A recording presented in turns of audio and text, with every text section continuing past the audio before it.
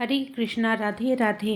ग्रंथों में कहा गया है कि अगर हम एकादशी के व्रत का पालन करते हैं तो मनुष्य कितना भी बड़ा पापी से पापी क्यों ना हो, उसके भी सब पाप नष्ट हो जाते हैं और वह सुखी हो जाता है।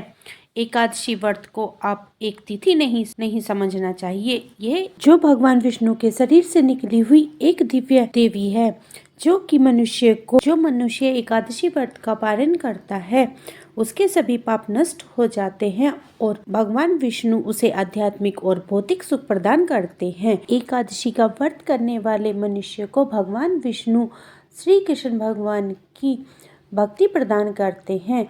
आइए जानते हैं पवन पावक पुत्रदा एकादशी के बारे में। पुत्रदा एकादशी पौष मास की शुक्ल पक्ष की एकादशी को पुत्रदा एकादशी के नाम से जाना जाता है। पुत्रदा एकादशी को बैकुंठ एकादशी भी कहा जाता है। इस दिन जगत के पालनहार भगवान विष्णु और माँ लक्ष्मी की पूजा का विशेष महत्व है।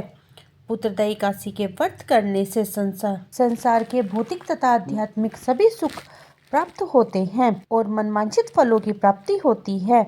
भगवान विष्णु के साथ माता लक्ष्मी की पूजा और आराधना का दिन कहा गया है। आइए जानते हैं कि साल की पहली एकादशी पुत्रदा एकादशी की सही तिथि, शुभ मुहूर्त, पूजा में हमें किस किस सामान की आवश्यकता पड़ेगी, पूजा विधि और व्रत के नियम। एकादशी तिथि का शुभ मुहूर्त। एकादशी तिथि का आरंभ 9 जनवरी 2025 को दोपहर 12:22 पर होगा और अगले दिन 10 जनवरी 2025 की सुबह 10:19 पर समाप्त होगी। उदय तिथि होने के अनुसार 10 जनवरी 2025 शुक्रवार को 10 जनवरी को पुत्रदा एकादशी मनाई जाएगी। पुत्रदा एकादशी पूजा करने का शुभ मुहूर्त है 5:27 से 6:21 तक। आप इस मुहूर्त में पूजा कर सकते हैं और अमृत मुहूर्त है 11:29 से शुरू होगा और 1 बजे तक रहेगा। एकादशी व्रत का पारण रहेगा 11 जनवरी सुबह 7:15 से शुरू होगा और 8:21 तक रहेगा।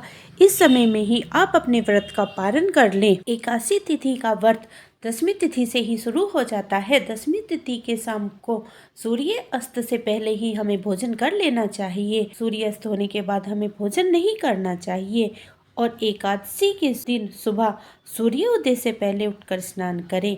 उसके बाद साफ कपड़े पहनकर मंदिर में भगवान विष्णु और माता लक्ष्मी की पूजा अर्चना करें और उनके आगे देसी घी का दीपक जलाकर पीले रंग के फल, फूल, वस्त्र, मिठाई, धूप, दीप और तुलसी दल अर्पित करें। इसके बाद भगवान विष्णु और माँ लक्ष्मी को पंचामृत का भोग लगाकर व्रत रखने का प्रण करें। पुत्रदा एकादशी के व्रत का पाठ करें।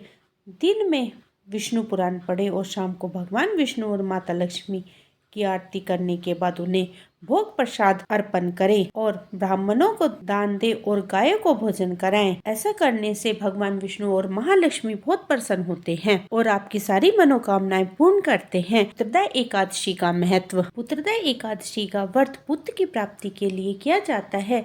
जो भी स्त्री यह व्रत करती है उसके 1 साल के अंदर पुत्र की प्राप्ति हो जाती है और संतान की खुशहाली और दीर्घायु के लिए भी यह व्रत रखा जाता है। और जिसे संतान की प्राप्ति नहीं हुई हो उसे भी यह व्रत करना चाहिए। भगवान विष्णु 1 साल के अंदर ही आपकी सारी मनोकामनाएं पूर्ण कर देते हैं और इसी के साथ ही आपको शाम के समय माता तुलसी में घी का दीपक जलाना चाहिए और कम से कम 1 माला का जाप करना चाहिए।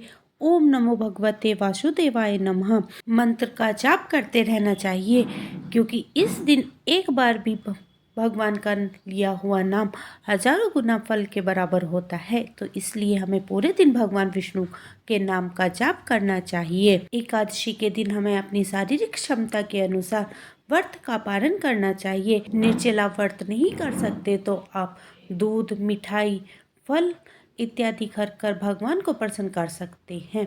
अगर आपको पुत्रदा एकादशी व्रत की कथा का श्रवण करना है तो आप मेरे चैनल को सब्सक्राइब कर लीजिए और नोटिफिकेशन को भी ऑन कर लीजिए, क्योंकि इसी पर मैं अपनी पुत्रदा एकादशी व्रत की कथा का वीडियो शेयर करूंगी। अगर आपको मेरी ये जानकारी अच्छी लगी हो तो अपने परिवार और मित्रों में शेयर करिए और अगर थोड़ी सी भी अच्छी लगी हो तो प्लीज मेरे चैनल को, इस वीडियो को लाइक कीजिए। मिलती हूँ मैं आपसे पुत्रदा एकादशी की कथा के साथ।